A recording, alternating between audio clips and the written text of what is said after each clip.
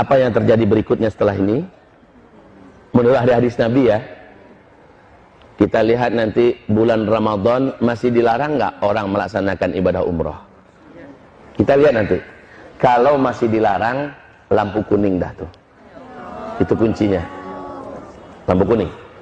Kalau berkepanjangan larangan ini sampai ke musim haji, demi Allah itu lampu merah.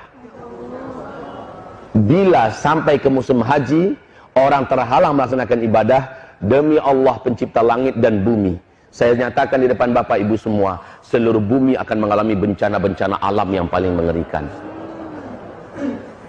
Jadi tandanya nanti bulan Ramadan. Ustaz, tidak terjadi. Alhamdulillah, kita sujud syukur bersama-sama. Berarti Allah masih sayang kepada kita. Allah masih beri kesempatan bagi kita untuk memperbanyak amal soleh. Tapi kalau ternyata Ramadan tetap dilarang, awas, lampu kuning.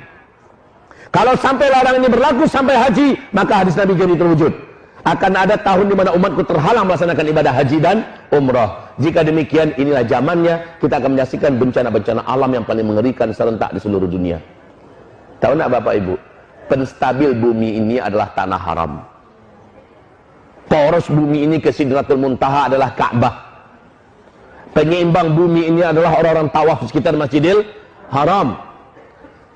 Hawa dosa, kegelapan maksiat yang dihasilkan oleh para pelaku-pelaku dosa dari orang kafir, orang musyrik, orang munafik, orang zalim, orang fasik, orang mujrim, dan seluruh orang ateis segala macamnya, itu mengeluarkan hawa hitam yang membuat bumi mengutuk, yang membuat langit tidak menerima, yang membuat laut berdoa kepada Allah, izinkan kami ya Allah menjadi penyalur azabmu kepada makhluk-makhlukmu yang durhaka kepadamu.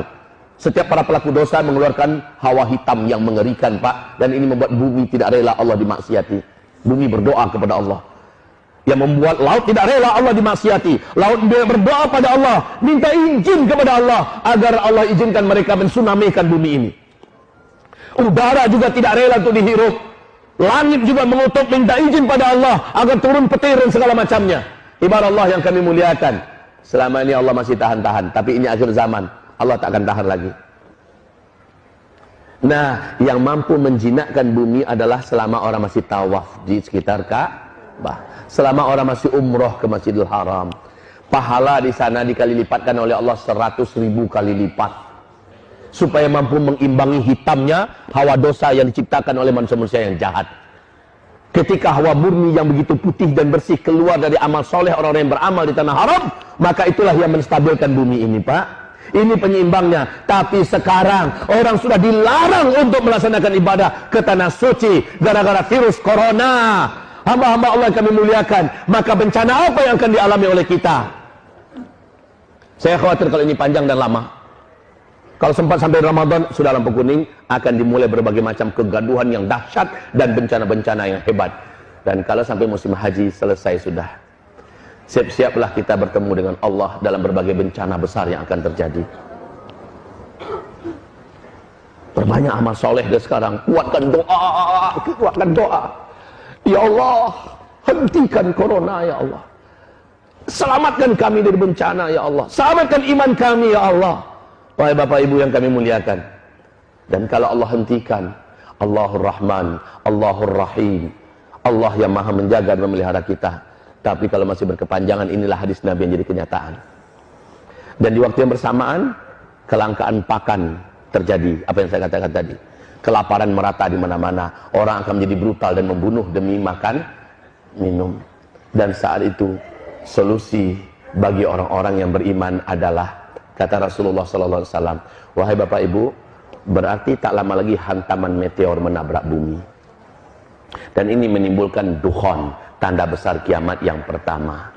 Sebelum itu terjadi, kata Rasulullah SAW, akan ada pertanda lagi. Bila penguasa Mekah Madinah, ketika mati seorang penguasa yang memimpin Mekah Madinah, lalu 3 orang pangeran berebutan memperebutkan jabatan kekuasaan.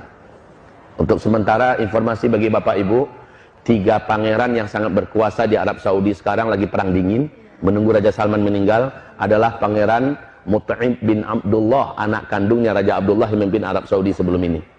Yang kedua, anak kandungnya Raja Salman sekarang, Muhammad bin Salman. Dan yang ketiga adalah Khalid bin Talal. orang terkaya dan termasuk orang yang cukup kuat sekali di Arab Saudi, punya militer juga.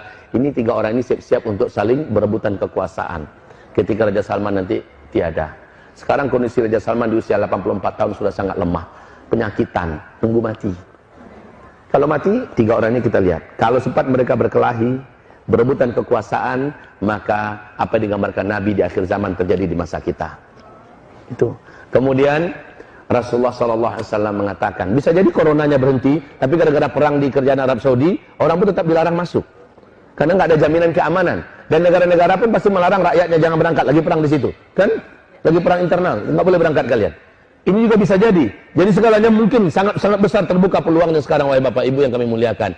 Dan satu lagi kunci. Kalau di waktu yang sama, bersama dengan ini semua ya, di waktu yang sama terjadi nggak gempa-gempa di Mekah dan di Madinah? Itu kunci inti. Terjadi nggak gempa-gempa di Mekah dan di Madinah? Mungkin tidak gempa terjadi di Mekah dan Madinah. Mungkin. Kenapa? Bisa jawab? Jawabannya benar, Pak.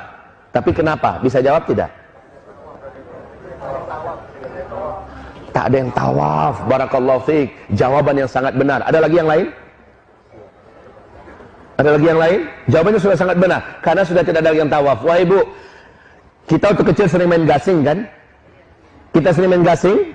Ibu-ibu kok jawab? Malah Bapak nggak jawab. Oh, suka main gasing dulu. Iya, mainan kita waktu kecil-kecil dulu. Wahai Bapak Ibu, coba lihat gasing. Ketika dia berputar sangat kencang, ya, maka dia seimbang. Selama orang masih tawaf sekitar Ka'bah, bumi ini masih akan memberikan keseimbangannya. Karena untuk perputaran jalur bumi ini adalah energi raksasa yang dihasilkan dari orang-orang yang tawaf. Bumi ini akan terus berputar dengan tenang, stabil. Tapi ketika ini sudah semakin sedikit, apalagi nggak ada lagi yang tawaf sekitar Ka'bah, berbahaya untuk bumi ini, Bapak Ibu. Makin